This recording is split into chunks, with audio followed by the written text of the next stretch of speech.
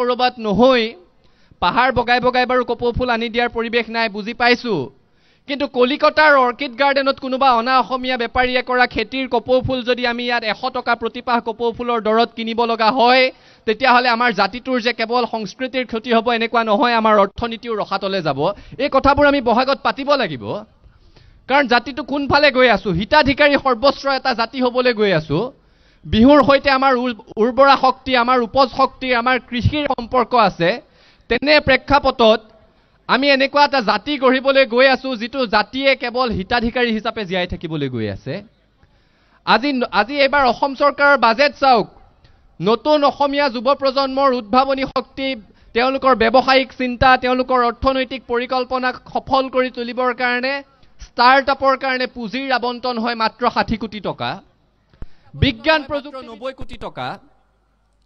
1250 টকাকৈ মাহে দি vote bank সৃষ্টি কৰিবৰ কাৰণে অৰুণোদয় আঁচনিৰ নামত ধাৰ্য কৰা হয় 5000 কোটি টকা পাৰ্থক্য ভাবি চাওক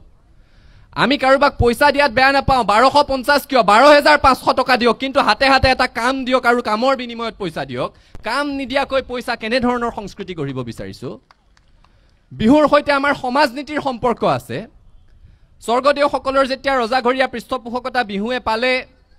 পৰম্পৰা আৰম্ভ হ'ল যে বিহুত স্বয়ং ৰজাই স্বয়ং স্বৰ্গদেৱে বিহু দলৰ ওচৰত প্ৰণাম কৰি আশীৰ্বাদ লয় পৃথিৱীৰ ইতিহাসত ৰাজতন্ত্ৰত কতো উদাহৰণ নাই যেতিয়া ৰজাই ৰাইজক সেৱা কৰি আশীৰ্বাদ লয় অসমত সেই উদাহৰণ আছে আৰু সেই কাৰণে অসমত সমাজ সদায় ঊৰ্ধত সেই নীতিয়ে প্ৰচলিত হৈ আহিছে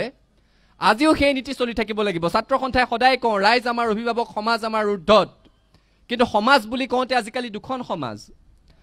আগতে আমি কায়িকভাৱে ইজনে সিজনক লগ পোৱা আমাৰ সাহিত্য সংস্কৃতিৰ জৰিয়তে সৃষ্টি হোৱা এখন সমাজ সংবাদ মাধ্যমৰ জৰিয়তে সৃষ্টি হোৱা এখন সমাজ আৰু আজিকালি সামাজিক মাধ্যমৰ জৰিয়তে সৃষ্টি হোৱা এখন সমাজ ফেচবুক টুইটাৰ ইনষ্টাগ্ৰামে সৃষ্টি কৰা এখন সমাজ আৰু সেইখন সমাজত আমি বিহুৱে দেখুৱাই যোৱা সমাজ নীতি তাত প্ৰতিফলিত হৈছে নাই সেই কথাটো পাতিব লাগিব অতীজতে যেতিয়া ডেকা গাভৰুৱে পথাৰত বিহু নাচিছিলে যেতিয়া কোনোবা হাবিৰ কাষত বিহু নাম জুৰিছিলে সেই বিহু নামৰ যি কথা সেই বিহু নামৰ যি শব্দ ৰাইজৰ চোতালত হুঁচৰি গাবলৈ যাওঁতে গোৱা হুঁচৰিত কিন্তু সেই কথা নাথাকে সেই সুৰ নাথাকে অৰ্থাৎ বিহুৱে আমাক শিকায় যে স্থান কাল পাত্ৰৰ ভেদাভেদ বুজি আমি কথা ক'ব লাগে গীত গাব লাগে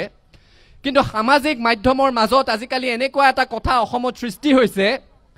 পুৱাৰ পৰা গধূলিলৈকে কেৱল বেয়া কথা কৈ থকা মাকে পুতেকৰ লগত শিক্ষকে ছাত্ৰৰ লগত একেলগে বহি শুনিব নোৱাৰা কথা অশ্ৰাব্য কথা কৈ থকা উৎকট যৌনগন্ধি কেতবোৰ কথা বতৰা কৈ থকা নাৰীক অপমান কৰি কথা বতৰা কৈ থকা কেতবোৰ মানুহক আমি ইনফ্লুৱেঞ্চাৰ নাম দিবলৈ আৰম্ভ কৰিছোঁ আৰু তেওঁলোকক মাতি মাতি সাক্ষাৎকাৰ ল'বলৈ আৰম্ভ কৰিছোঁ সমাজখনত এই সকল ইনফ্লুৱেঞ্চাৰে কেনে ইনফ্লুৱেঞ্চ বা প্ৰভাৱ বিস্তাৰ কৰিব সেই কথাটো বহাগৰ বতৰত আমি পাতিব লাগিব এই কথা সৎ সাহসেৰে কোৱাৰ কাৰণে হয়তো বহুতৰ ৰোষত পৰিব পাৰোঁ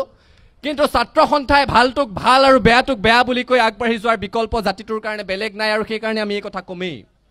বিহুৰ হৈতে আমাৰ সমাজ নীতি জড়িত যি ধৰণে হৈ আছে বিহুৰ হৈতে আমাৰ সৌন্দৰ্যবোধ আমাৰ ৰুচিবোধ জড়িত হৈ আছে আমাৰ খাদ্যাভ্যাসৰ সম্পৰ্ক আছে বিহুৰ হৈতে এই বিহুৰ বতৰত আমি পাতিব লাগিব যে আমাৰ বিশ্ববিদ্যালয় মহাবিদ্যালয়ৰ কেণ্টিনসমূহ আমাৰ ৰেষ্টুৰেণ্টসমূহ আমাৰ হোটেলসমূহ আজিকালি মহাৰাষ্ট্ৰৰ পাও ভাজিয়ে ভৰি গ'ল আমি ফ্ৰেঞ্চ ফ্ৰাই বিচাৰোঁ ক'ৰ খাদ্য বেলজিয়ামৰ খাদ্য পাস্তা বিচাৰোঁ ক'ৰ খাদ্য ইটালীৰ খাদ্য ম'ম' খাব বিচাৰোঁ ক'ৰ খাদ্য টিবেটৰ খাদ্য সেইবোৰ আঁকোৱালি লোৱাত আপত্তি নাই কিন্তু সেইবোৰে যি ধৰণেৰে আমাৰ বজাৰ দখল কৰিছে আমাৰ পিঠা পনা কোমল চাউল বৰা চাউলৰ জলপানে বজাৰ দখল কৰিব পাৰিছেনে নাই সেই কথাও কিন্তু আমি বহাগৰ বতৰতে পাতিব লাগিব নহ'লে জাতিটো ক'ৰ পৰা আৰম্ভ কৰি ক'ত গৈ আছোঁ সেই কথাৰ আমাৰ উপলব্ধি লাগিব আমাৰ অৰ্থনৈতিকভাৱে কৈছোঁৱে কুঙা হৈ আহিছোঁ হিতাধিকাৰী সৰ্বস্ব এখন এটা জাতিলৈ পৰিণত হৈছোঁ তেনে প্ৰেক্ষাপটত আমাৰ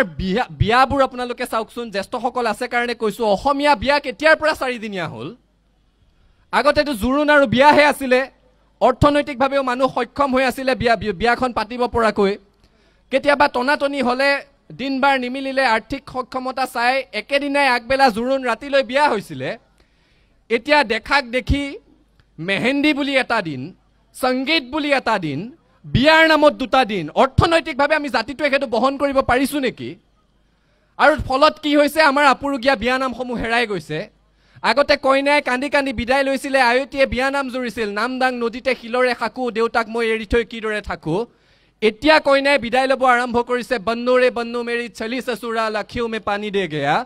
কৰ পৰা কলৈ গৈ আছো জাতিটো এই কথা বহাগত পাতিব লাগিব আৰু সৰ্বোপৰি বিহু আমাৰ সংগ্ৰামী চেতনাৰ প্ৰতীক বিহুৱে অসমত কি দেখা নাই বিহুৱে আহোম সাম্ৰাজ্যৰ উত্থান দেখিছে মানৰ আক্ৰমণো দেখিছে ব্ৰিটিছৰ কাৰ্যকালত বিহু অসমতে নিষিদ্ধ হোৱাৰ এটা উপক্ৰম হৈছে আকৌ অসমীয়া ৰাইজে সংগ্ৰাম কৰি বিহুক জীয়াই তুলিছে আৰু তেনে প্ৰেক্ষাপটত অসম আন্দোলনৰ সময়তো বিহুৰ সুকীয়া ভূমিকা আছে সেয়েহে বিহুৰ বতৰতে জাতিটোৰ পৰা আশীৰ্বাদ বিচাৰিছো মূল্য বৃদ্ধিৰ পৰা অবৈধ বিদেশীৰ প্ৰব্ৰজনলৈ বৃহৎ নদী বান্ধৰ পৰা সাংবিধানিক সুৰক্ষা কবচ সংৰক্ষিত কৰালৈকে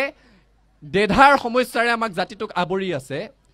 এই ক্ষেত্ৰত ৰাইজৰ অভিভাৱকত্বত ছাত্ৰ সন্থাই সংগ্ৰাম অব্যাহত ৰাখিব বিচাৰিছো আৰু এই ঐতিহাসিক জজ খেলপথাৰৰ বাকৰিৰ পৰা